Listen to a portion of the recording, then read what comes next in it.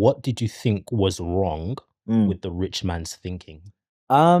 So he said, so that's interesting because he started by saying, so I'm reading from NIV. So verse 16 it says, the ground of a certain rich man yielded an abundant harvest. So far, Jesus is saying that the ground that belonged to him. So he's already making a point of it's not the rich man who did anything. He was the one who owned the place, who owned the lands, but ultimately the ground that I created. Do you know what I mean? Like someone like just saying in bracket, the ground that, I did produced an abundant harvest. And because he was the owner of it, the fruit from the land was his. And what he did wrong is to be thinking about himself only, because obviously the Bible talks about to not have selfish ambition. It doesn't say not to have ambition at all.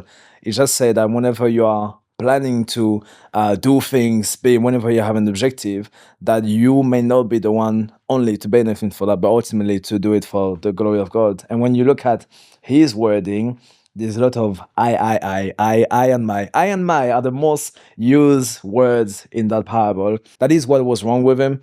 So he was all about focusing on himself.